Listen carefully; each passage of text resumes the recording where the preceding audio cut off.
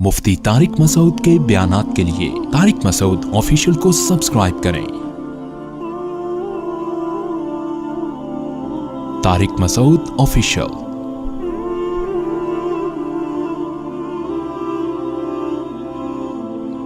इब्राहीम अलैहिस्सलाम जब हिजरत करके चले गए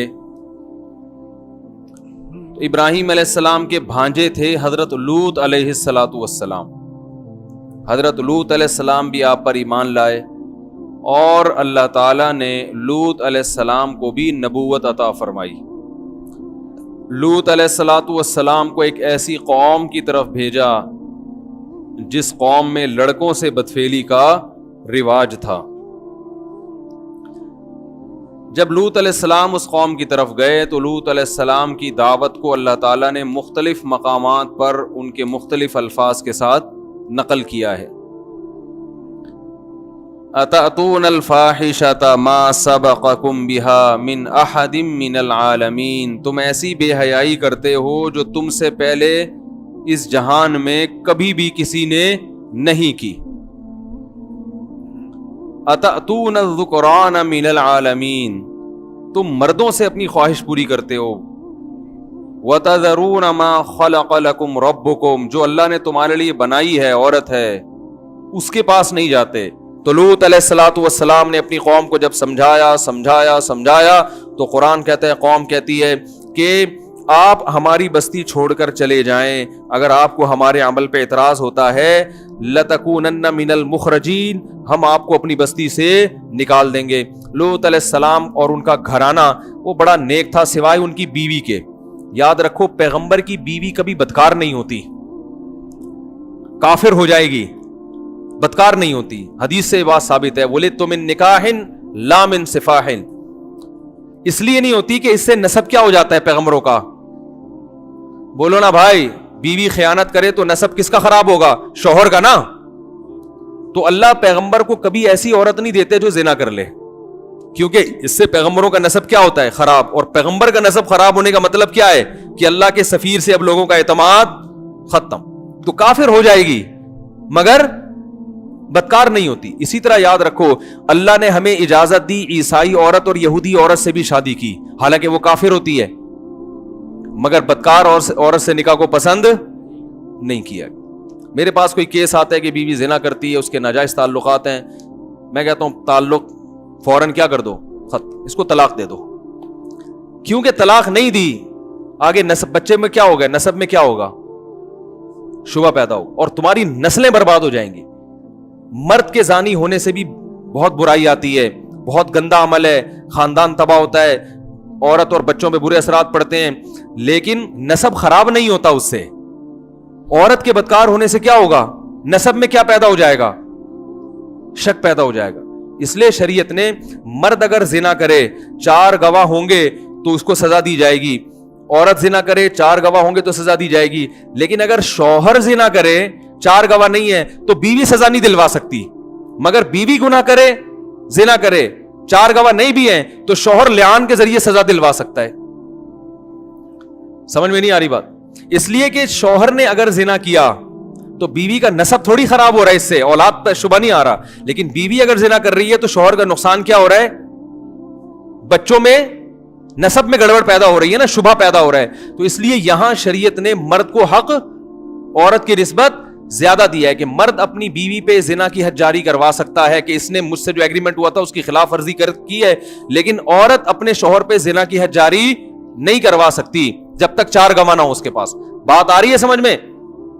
तो इसलिए औरत के लिए यह अमल इसलिए ज्यादा बुरा है कि इससे नसब में क्या पैदा होता है, खल्प। तो पैगंबरों की बीवियां काफिर तो गुजरी हैं मगर जानी नहीं गुजरी। तो लूत अलैहिस्सलाम की बीवी में बुराई ये थी कि वो जिना तो नहीं करती थी, मगर वो लोगों को पता बताया करती थी लड़कों का कि फलां इलाके में खूबसूरत लड़का है।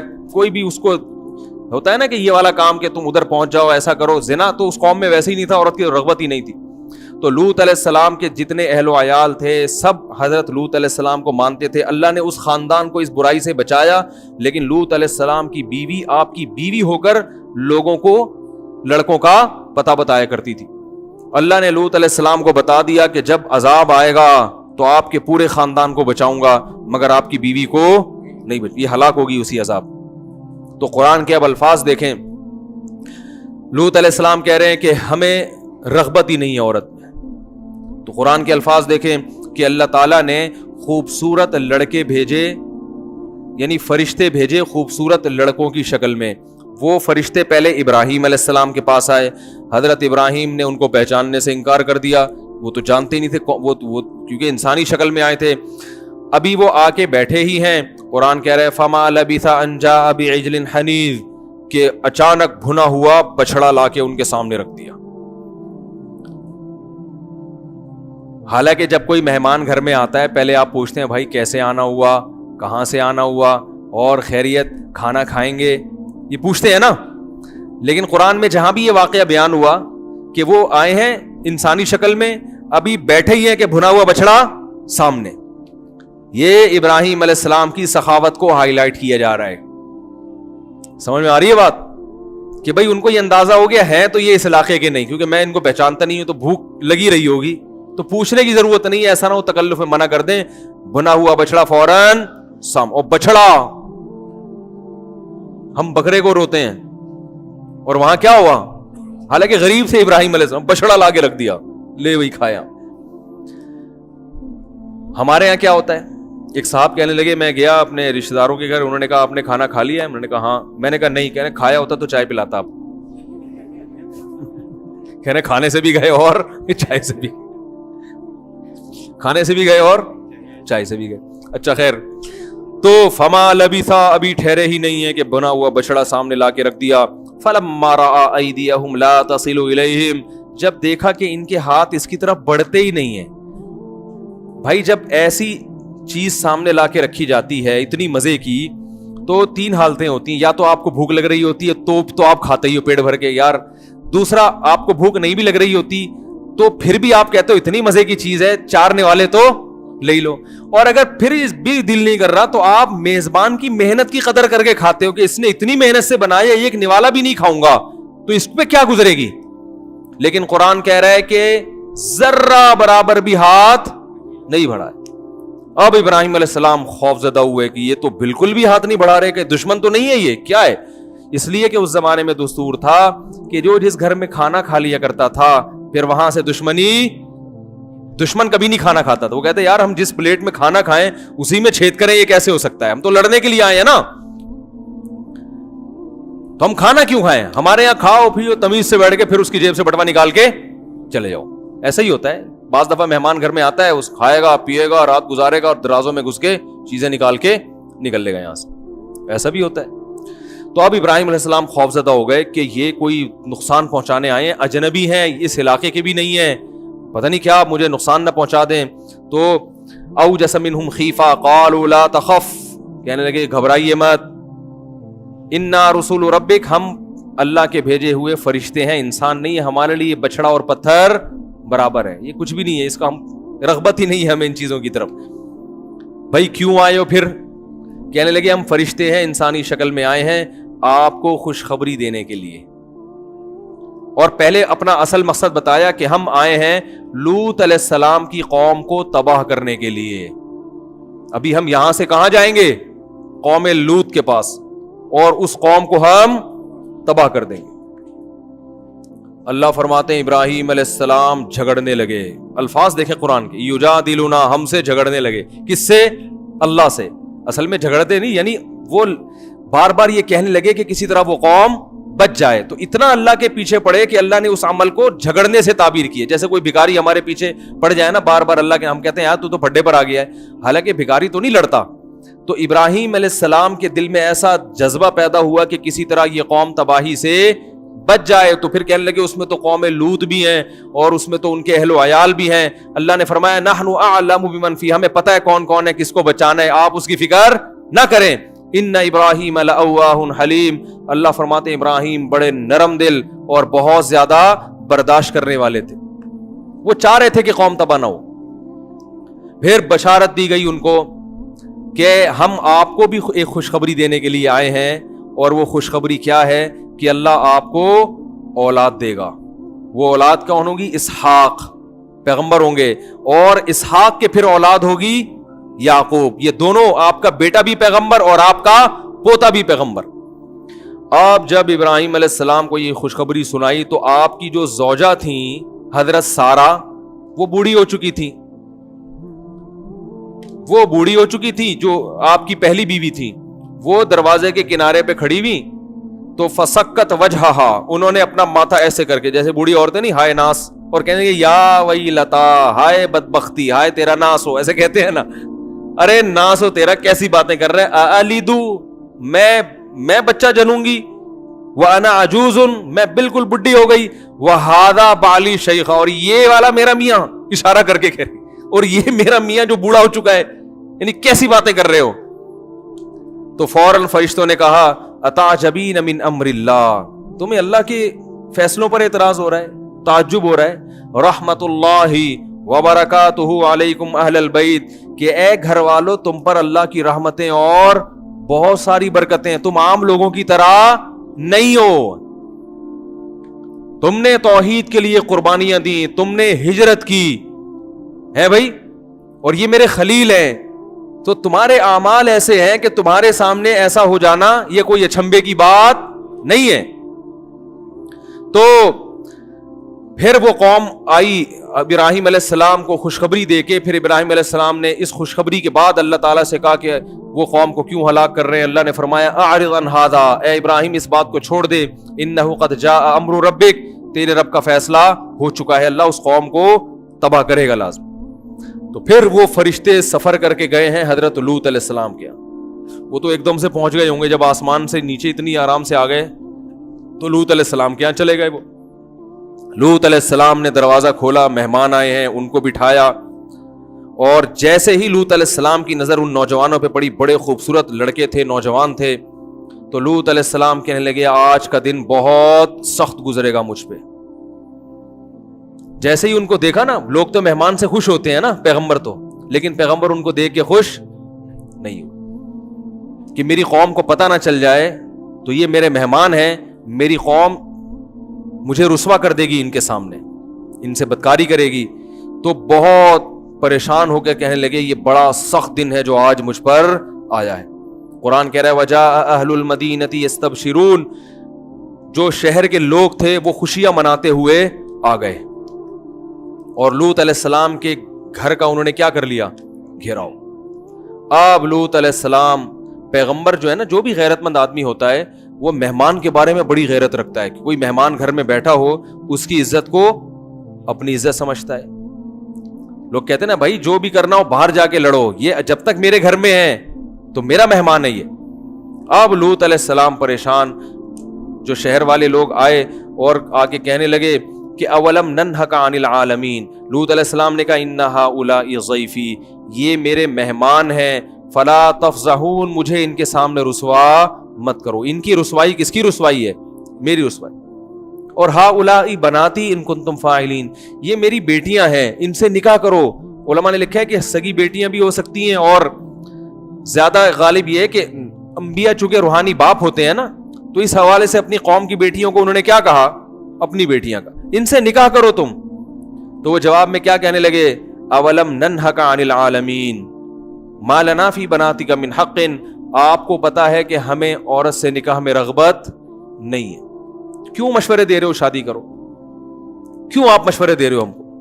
اور دوسرا یہ کہ اولم ننہک عن العالمین, آپ کو پہلے خیال کرنا چاہیے تھا, آپ کو جب ہماری عادت کا پتہ ہے تو یہ بات آپ کو پہلے سوچ لینی چاہیے تھی کہ آپ ایسے لوگوں کو گھر میں داخل, آپ نے ایسے لوگوں کو گھر میں, اتنے خوبصورت نوجوان لڑکے, آپ نے ان کو گھر میں داخل ہونے کیوں دیا. اب دیکھو الٹا طنز کس پہ کر رہے ہیں, اور ادھر قدرت کا فیصلہ کیا ہے کہ ان کو گناہ میں مست ہونے دو. علماء نے لکھا ہے کہ کسی علاقے میں اگر گناہ آسان ہو جائے تو یہ اللہ کی رحمت کی دلیل نہیں ہے, بلکہ یہ اس کی علامت ہے کہ اب اللہ نے پکڑنے کا فیصلہ کر لیا ہے. کیونکہ اللہ کی قرآن میں جگہ جگہ آتا ہے سنستدرجہم, ہم جب گناہگار کو پکڑتے ہیں نا تو اس کو مہلت دیتے ہیں, اس کو گناہ اس کے لیے کیا کر دیتے ہیں, آسان. پہلے مشکل ہوتا ہے گناہ تاکہ یہ توبہ کر لے, مشکل ہو اس کو گناہ میں, پھر اللہ اس کے لیے کیا کر دیتے ہیں, کوئی زنا کرتا تھا اور جناب اس کو یہاں زنا مشکل ہو رہا تھا, اس کا جناب یورپ کے کسی ملک کا ویزا لگ گیا, اب وہاں کوئی پوچھنے والا نہیں, وہ سمجھتا ہے اب عیاشی کروں گا. او بھائی اب تیرے گرد جو ہے نا گھیرا کیا ہو رہا ہے, تنگ ہو رہا ہے. تو اتنے خوبصورت نوجوان تو انہوں نے کبھی دیکھے نہیں تھے, تو وہ اتنے خوبصورت نوجوانوں کو دیکھ کر مدہوش ہو گئے, اور وہ سمجھ رہے ہیں کہ گناہ کا راستہ آسان ہو رہا ہے, حالانکہ یہ آسانی اللہ اس لیے کر رہا تھا کہ اللہ کی حجت ان پر, بولو بھائی, تمام ہو جائے اور اللہ ان کو پکڑے اس عذاب میں. تو ابھی لوط علیہ السلام کہہ رہے ہیں کہ نکاح کرو, وہ کہہ رہے ہیں, اور نکاح کا مشورہ لوط علیہ السلام کیوں دے رہے ہیں, یہ بھی سمجھنے کی چیز ہے. لوط علیہ السلام یہ بھی کہہ سکتے تھے 4 مہینے کے لیے تبلیغ میں نکل جاؤ, کیا خیال ہے, خانقاہ ہے وہاں جاؤ, اپنی اصلاح کراؤ, یہ بھی تو کہہ سکتے تھے نا, اللہ اللہ کرو, نمازیں پڑھو, اس سے تمہارے دل میں یہ برائی کیا ہو جائے گی, ختم. نہ نہ نہ, یہ نیچرل طریقہ علاج کا. ارے بھائی, ایک آدمی غربت کی وجہ سے چوری کر رہا ہے, تو اصل کیا ہے کہ حلال طریقے سے اس کا پیٹ بھرنے کا انتظام کر دو تو چوری چھوڑ دے گا نا. بھائی ایک آدمی کو بھوک لگتی ہے, پیسے نہیں ہے روٹی خریدنے کے, وہ جا کے کبھی اس کی روٹی چرا رہا ہے, کبھی اس کی روٹی چرا رہا ہے, آپ اس کو تبلیغ میں بھیج رہے ہیں. تو بھائی اصل یہ ہے کہ اس کو کوئی جاب دلوا دو تاکہ یہ حلال طریقے سے پیٹ بھرے گا. تو 2 پراٹھے جب اپنے پیسوں سے خرید کے کھائے گا تو چوری کا پراٹھا کوئی فری میں بھی دے گا, تو پھر تو ہدیے میں بھی کوئی پراٹھا دے گا. تو جب آپ کا پیٹ حلال سے بھر جاتا ہے, پھر اگر کوئی آپ کو بلاتا ہے کہ کھا لیں, آپ کہیں بھائی پیٹ بھرا ہوا ہے اور کتنا کھاؤں, یہی ہوتا ہے نا. تو لوط علیہ السلام کی یہ خواہش اللہ نے ہر شخص میں رکھی ہے, اگر اس خواہش کو حلال طریقے سے استعمال کرو گے تو حرام کے لیے بچے گی نہیں ہے. اتنی تھوڑی خواہش ہوتی ہے انسان میں, بچے گی نہیں پھر یہ حرام کے لیے. اس لیے لوط علیہ السلام ان کو محاسبوں اور مراقبوں کا نہیں کہہ رہے, ان کو کیا کہہ رہے ہیں, نکاح کرو, تاکہ یہ جب ادھر سے جائز طریقے سے پوری ہوگی تو ادھر سے تمہاری توجہ ہٹے گی. آج مصیبت ہمارے ساتھ یہ ہے کہ نوجوان طبقے گناہوں میں پڑھ رہے ہیں, انٹرنیٹ پر فحش فلمیں دیکھ رہے ہیں, بیہودہ فلمیں دیکھ رہے ہیں, لڑکوں سے بدکاری کی بیماری پھیل رہی ہے, زنا پھیل رہا ہے, لیکن اس کے وہ طریقے بتائے جاتے ہیں جو مؤثر نہیں ہیں. تبلیغ میں بھیج دیں گے, اس تبلیغ میں جانا بہت ضروری ہے, مگر اس کے لیے زیادہ ضروری نکاح ہے, شادی پہلے پھر جائے تبلیغ میں. وہ اس حالت میں تبلیغ میں چلا گیا, فائدہ یقیناً ہوگا, لیکن عین ممکن ہے وہاں کسی کو خراب کر کے آ جائیے. ہوتا ہے ایسا بھی, وہاں بھی کسی کو خراب کر کے آ سکتا ہے. تو بھائی جو اللہ نے جائز, پہلے کس کو فوکس کرو. ایک صاحب کا فون آیا, فوج میں بڑے آفیسر ہیں, وہ جماعت میں گئے ہوئے تھے, تو وہاں مسجد میں ایک نوجوان جو اس کی 25 سال اس کی عمر تھی, وہ نوجوان آیا, کہنے کہ وہ بتانے لگا کہ مجھے نا یہ بیماری ہے, میں فحش فلمیں دیکھتا ہوں اور نیٹ پر یہ کام اور الٹے کام, میں بڑا پریشان ہوں, میں کیا کروں. تو کہتے ہیں کہ وہ ان کو ایک صاحب نے کہا کہ آپ ہمارے ساتھ جماعت میں وقت لگائیں. تو کہہ رہے میں نے اس سے کہا کہ بھائی تم شادی کرو پہلے. اب اختلاف ہو گیا, میں کہہ رہا ہوں, وہ میرے بیانات سنتے تھے, کہہ رہے ہم کہہ رہے ہیں کہ نکاح کرو, وہ کہہ رہے ہیں کہ چلے کے لیے جاؤ. مجھے فون کیا, میں نے کہا اس سے کہو نکاح کرو, کچھ وقت بیوی کے پاس گزارو, پھر چلے کے لیے چلے جاؤ. تو وہ کہہ رہے ہیں کہ نہیں پہلے چلا پھر نکاح. میں نے کہا نہ, یہ کیا ہے, یہ غلط ہے, کیونکہ یہ اسی حال میں, اور شادی کے لیے وہ کر بھی سکتا تھا, اس کو کوئی ترغیب دینے والا نہیں تھا, وہ سمجھ رہا دنیا کا سب سے فضول کام کیا ہے, شادی ہے. تو اگر اس کو تاخیر کر دی تو ممکن ہے جو رشتہ اس کا ہونے والا ہے وہ ہاتھ سے نکل جائے. اور یہ بھی ممکن ہے اس 40 دن کے دوران جب ایک آدمی گناہ کر کے چند دن وقفہ ہوتا ہے نا, تو اور بھر کے آتا ہے, پھر وہ پھر کیا ہو جاتا ہے, پورا اندر سے ایٹم بم بن کے آتا ہے وہ, ٹھیک ہے نا. 40 دن تک اس نے گناہ نہیں کیا تو وہ ایسا اس کے دل میں چلے کے دوران گناہ کے خیالات آئیں گے کہ وہ کہے گا بس کسی طرح چلا ختم ہو, پھر دیکھو میں کیا کرتا ہوں. یہ بھی بعض دفعہ الٹا بھی ہو جاتا ہے, میں یہ نہیں کہنا ہمیشہ ایسے ہوتا ہے, بعض دفعہ تو توبہ کر کے آتا ہے, لیکن بعض دفعہ کیا ہوتا ہے اور الٹا اثر ہو جاتا ہے. تو بھائی جو حل اللہ اس کے رسول نے بتایا ہے وہ کیا ہے, سب سے پہلے کیا ہے, نکاح کرو, کچھ وقت بیوی کے ساتھ گزارو, پھر چلے پہ خود بھی جاؤ, بلکہ میں کہتا ہوں پھر بیگم کو بھی لے کے جاؤ, پھر بیگم کو بھی لے کے جاؤ. اللہ تعالیٰ نے اتنا اچھا پسند کیا ہے اس عمل کو کہ جب میاں بیوی کا نکاح ہو تو اللہ یہ چاہتے ہیں کہ اب ان کا ہر کام کیا ہونا چاہیے, مشترک. دیکھو تہجد میں تنہائی پسند ہے نا اللہ کو, لیکن بیوی والی کس بغیر تنہائی ہو یہ پسند نہیں ہے. حدیث میں آتا ہے اللہ اس شخص کو دیکھ کے ہنستے ہیں جو رات کو آخری حصے میں خود بھی اٹھتا ہے اور اپنی بیوی کو اٹھاتا ہے, وہ نہ اٹھے تو غالباً پانی کی چھینٹیں مارنے کا ہے نا, پانی کی چھینٹیں مار کے اس کو اٹھاتا ہے, اور وہ دونوں ساتھ مصلے پہ کھڑے ہو کر نماز پڑھتے ہیں. اور اس عورت کی کو بھی دیکھ کر اللہ ہنستے ہیں. یہ ہنسنا کنایا, بہت زیادہ خوش ہوتے ہیں کہ جو تہجد کے لیے اٹھتی ہے اس کا میاں پڑا ہوا ہے تو وہ اس کو بھی اٹھاتی ہے, وہ نہیں اٹھے تو پانی کی چھینٹیں مار کے اٹھاتی ہے, اور وہ دونوں مصلے پہ کھڑے ہو کر نماز پڑھ. حالانکہ تہجد میں تو تنہائی مطلوب ہے نا, اکیلے ہوں. لیکن یہاں جہاں سب سے زیادہ تنہائی چاہیے وہاں بھی اللہ کہہ رہے ہیں بیگم کیا ہونی چاہیے؟ ساتھ. نہیں یاری بات میرا خیال ہے. کیوں؟ اور قرآن کے الفاظ دیکھو. آج جو ہم نے سورت پڑھی ہے تراویح میں، یوم یفر المرء من اخیہ، یہ ٹیکنیکل باتیں آپ کو سننے کو مل رہی ہیں، ان کی قدر کرو. قرآن کہہ رہا ہے قیامت کا ایسا وحشت والا دن ہوگا کہ انسان اپنے بھائی سے دور بھاگے گا. بھائی کو اللہ نے کیا کہا؟ بھائی. وصاحب یوم یفر المرء من اخیہ وامہ، اپنی ماں سے بھی دور بھاگے گا. وہ کہے گا بھائی میں اپنے آپ کو بچاؤں، یہ اماں کہاں سے آ گئی ہے؟ اس مصیبت میں اماں کہیں میری نیکیاں نہ مانگ لے مجھ سے، یہ ڈر ہوگا. بس اپنے آپ کو بچاؤ. تو قرآن کے الفاظ کیا ہیں؟ یوم یفر المرء من اخیہ، انسان اپنے بھائی سے دور بھاگے گا. وامہ، اپنی ماں سے دور بھاگے گا. وابیہ، اپنے باپ سے دور بھاگے گا. وصاحبتہ، یہاں بیوی نہیں کہا بیوی سے، بلکہ اس سے جس کے ساتھ یہ رہا کرتا تھا. نہیں یاری بات سمجھ میں میرا خیال. حالانکہ رہتا تو بھائی کے ساتھ بھی ہے، رہتا تو باپ کے ساتھ بھی ہے، رہتا تو ماں کے ساتھ بھی، لیکن بیوی کے لیے صاحبہ کا لفظ، صاحبہ کہتے ہیں جو ہمیشہ آپ کے ساتھ رہتی. اس میں اللہ نے بتا دیا کہ عورت کا مقصد یہ ہوتا ہے کہ پھل تر کی طرح چپک گئی ہے بھی تمہارے ساتھ. جب شادی ہوتی ہے نا تو مقصد کیا ہے؟ اب یہ پھل ترو کی طرح، اب حج پہ بھی جا رہے ہو تو اس کو بھی لے کے، عمرے پہ جا رہے ہو تو اس کو لے کے. صحابہ میدان جہاد میں جا رہے ہیں تو بیوی کو لے کے جا رہے ہیں. تو یہ شریف آدمی کی علامت ہوتی ہے. کہیں تفریح پہ جا رہا ہے تو بیگم اس کے ساتھ پھلترو کی طرح چپکی ہوئی. اس کا فائدہ یہ ہوتا ہے کہ وہ پکنک پہ ادھر ادھر آنکھ مٹکنے کی کوشش، اس کو پتا ہوتا ہے فرشتے شاید میری ایسی نگرانی نہ کریں جیسی یہ کر رہی. تو برائیوں سے بھی بچتا ہے انسان. اور سفر میں جانے کے بعد انسان میں جو خواہش پیدا ہوتی ہے، شہوت پیدا ہوتی ہے، گھر سے دوری کی وجہ سے اس کے ناجائز طرف جانے کے امکانات بڑھ جاتے ہیں، کیونکہ بیگم تو ہے نہیں. اور خطرہ اس لیے بھی ہوتا ہے کہ کوئی پوچھنے والا بھی نہیں ہے. اپنے شہر میں، اپنے ملک میں تو آدمی برائی کرتے ہوئے ڈرتا ہے نا کہ پکڑا جاؤں گا، لوگ بولیں گے تو یہاں کیا کر رہا ہے بھائی، تو وہی ہے نا جو ادھر رہتا ہے، گولے گھنٹے کی دکان کے ساتھ رہتا ہے، تو پکڑ لیتے ہیں. کسی اور ملک میں کون، کس کو کیا پتا کون ہے. تو زنا کی طرف جانے کے امکانات کیا ہوتے ہیں. تو وہاں بیگم اگر ساتھ ہوگی تو نگرانی بھی ٹائٹ والی ہوگی. ویسے فرشتے زیادہ نگرانی کرتے ہیں. ایک میں مثال دے رہا تھا، نگرانی بھی کیا ہوگی، کیونکہ کلپ بنا دیتے ہیں لوگ کہ اس نے بیگم کو فرشتوں سے بھی زیادہ اعلیٰ کہہ دیا تو کفر دار اسلام سے خارج ہو گیا. تو نگرانی بھی ٹائٹ والی ہوگی اور برائی کے جذبات بھی پیدا نہیں ہوں گے. سمجھ رہے ہو کہ نہیں سمجھ رہے؟ تو اس لیے اس کو میں نے کہا بیٹا اس کی شادی کرا دو، اور اس کو بولے دلہن کو لے کے کہاں نکل لے، چلے پہ نکل لے. سمجھ رہے ہو کہ نہیں سمجھ رہے؟ تو لوط علیہ السلام کیا کہہ رہے ہیں؟ نکاح کرو نکاح. لیکن وہ قوم کہہ رہی ہے کہ ہمیں رغبت نہیں ہے.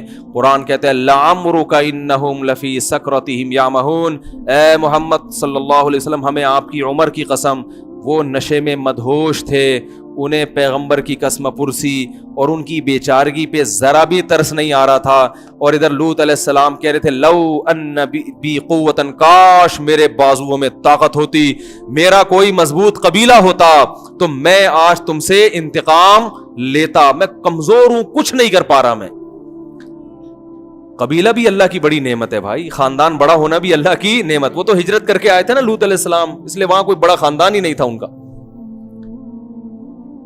تو جب اللہ نے لوط علیہ السلام کی یہ حالت دیکھی، دیکھو اللہ بھی کیسا آزماتے ہیں اپنے بندوں کو. اللہ پہلے ہی لوط علیہ السلام کو بتا دیتے، اتنا پریشان ہونے سے پہلے بتا دیتے کہ یہ کیا ہے، فرشتے ہیں، یہ لڑکے تھوڑی ہیں. لیکن اللہ نے نہیں بتایا، کیونکہ اللہ بھی اپنے بندوں کو آزماتے ہیں، تھوڑا سا ان کو تڑپنے دیتے ہیں. یہ تڑپنے دو تھوڑا سا ان کو. تو اب جب پریشان ہوئے تو پھر اللہ نے فرشتوں کو اجازت دی کہ اب اپنا راز فاش کر دو. فرشتوں نے کہا یا لوط انا رسول ربک، اے لوط ہم تیرے رب کے بھیجے ہوئے فرشتے ہیں، ہم نوجوان لڑکے نہیں ہیں. لن یصلوا الیک، یہ ہرگز تیری طرف نہیں پہنچ سکتے، یہ آ ہی نہیں سکتے یہاں. بہت طاقت دی اللہ نے ہمیں، یہ تو ہم اس روپ میں آئے ہیں، ہماری طاقت کا اندازہ نہیں ہو رہا. ہمیں اللہ نے یہ طاقت دی ہے کہ ہم ایک ہاتھ پہ اس زمین کو اٹھا کے الٹا دے کے پٹخ دیں. فرشتوں کو اللہ نے بڑی طاقتیں دی ہیں. اب کرنا کیا ہے؟ فَأَسْرِ بِأَهْلِكَ بِقِطْعٍ مِّنَ اللَّيْلِ، رات کے تھوڑے سے حصے میں اس گھر میں آپ کے جتنے اہل و عیال، بچے اور والدین جو بھی ہوں گے، ان سب کو لے کے آپ نکل جائیں. ہوگا کیا؟ گھیراؤ ہے، اللہ ان کی آنکھیں اندھی کر دے گا، ان کو آپ باہر نکلتے ہوئے نظر نہیں آئیں گے, اور یہ اسی طرح خوشیاں مناتے رہیں گے. یستبشرون ہے نا, یہ خوش رہیں گے حالانکہ آپ گھر سے باہر جا چکے ہوں گے, صرف ہم گھر کے اندر ہوں گے. یہ اسی طرح خوشیاں منا رہے ہوں گے, ان کو آپ باہر جاتے ہوئے نظر نہیں آؤ گے. اور دوسری بات کیا ہے, لوط علیہ السلام اتنے پریشان تھے نا کہ فرشتوں نے کہا کہ جیسے ہی صبح صادق ہوگی تو یہ صبح صادق ان پر قیامت بن کے نازل ہوگی اور ان کے لیے عذاب کا پیغام لے کے آئے گی. لوط علیہ السلام اتنے تنگ ہو چکے تھے کہ وہ پریشان تھے کہ صبح صادق میں کہیں زیادہ وقت تو نہیں ہے, تو بہت ٹائم ہو جائے گا, اس دوران یہ کچھ کر نہ لیں. تو وہ فرشتوں نے کہا ان موعدہم الصبح الیس الصبح بقریب, ان سے جو وعدہ کیا ہے نا اللہ نے عذاب کا, وہ صبح کا وعدہ کیا ہے, کیا صبح قریب نہیں ہے؟ آپ جھانک کے دیکھیں صبح صادق کا وقت ابھی آنے ہی والا ہے. یہ تو پوری رات ان سے جو بحث مباحث ہوئی اس میں رات کا بہت حصہ گزر چکا ہے, صبح صادق کا وقت بس آنا ہی چاہتا ہے.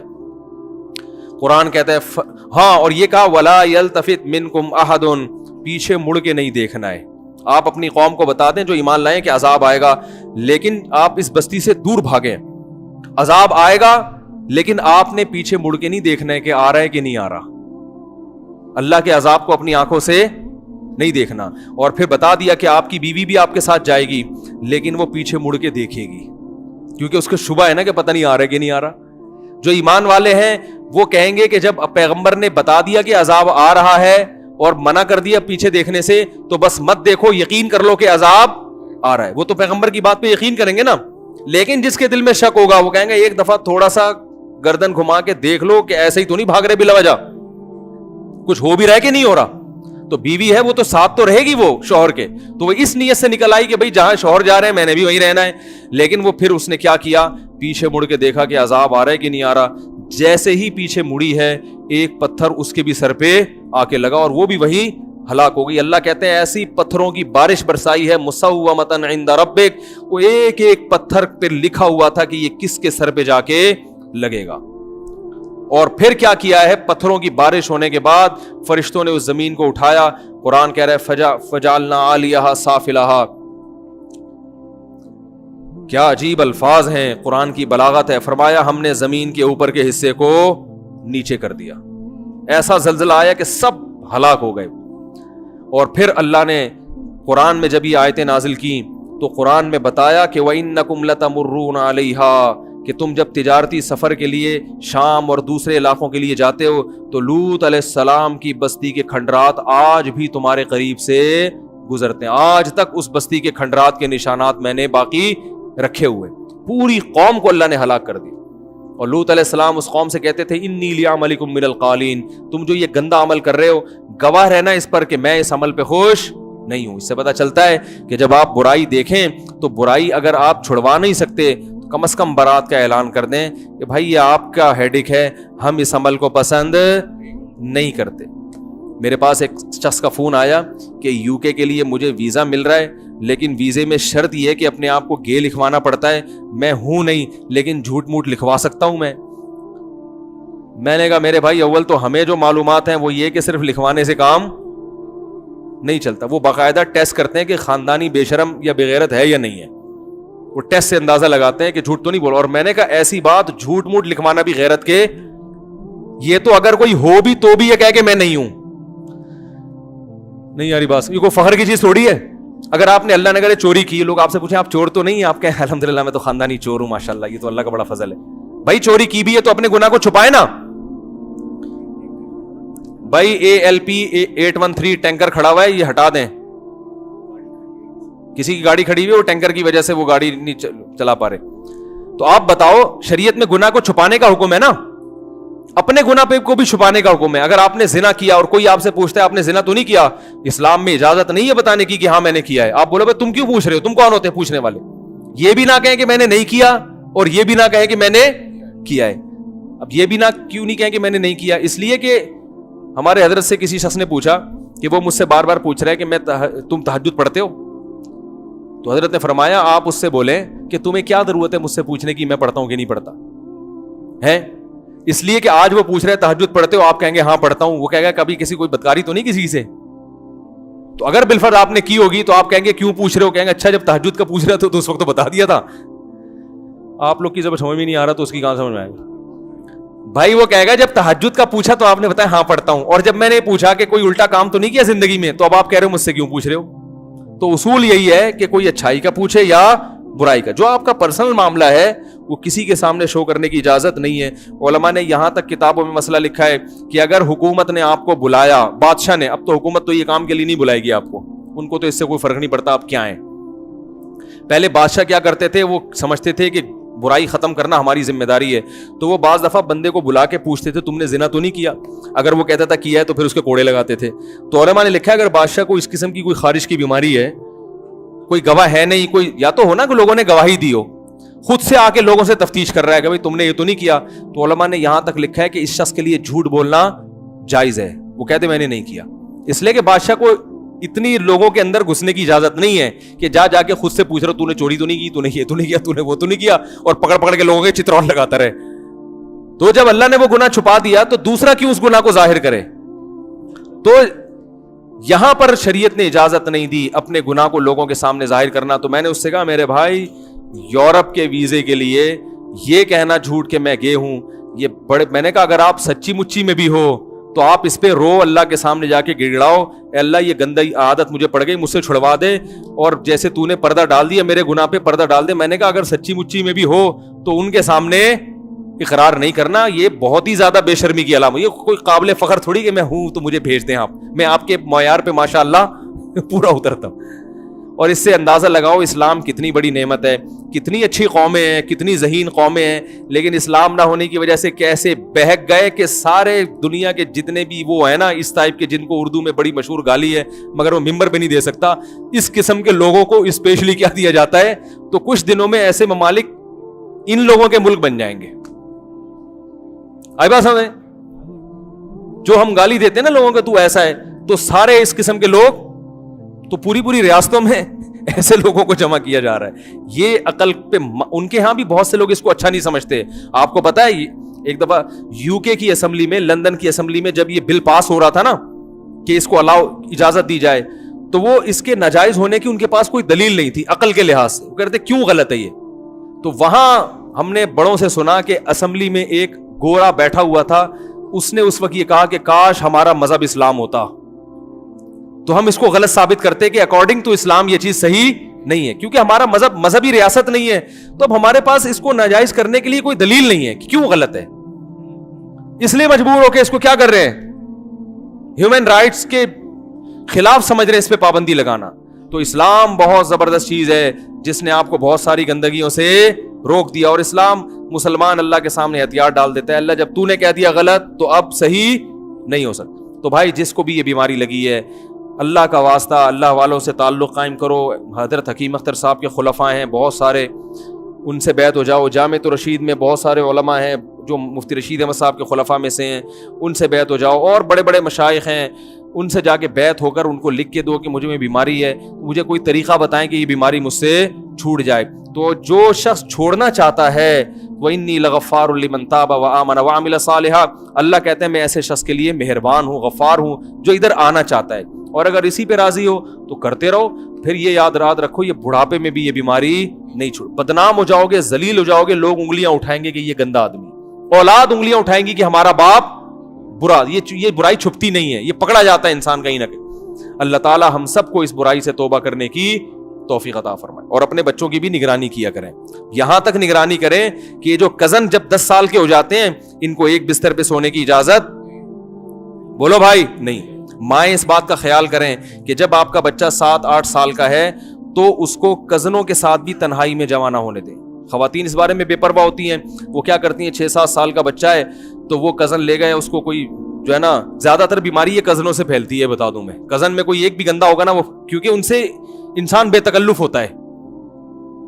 ہمارے پاس جو کیسز آتے ہیں جب ان کی تحقیق میں جاؤ تو اکثر میں کیا ہوتا ہے, کزن میں کوئی یہ خراب ہے نا وہ سب سے پہلے کس کو نشانہ بناتا ہے, اپنے کزن کو, اور ان سے لوگ احتیاط بھی نہیں کرتے کہ یہ تو بھائیوں کی طرح ہے.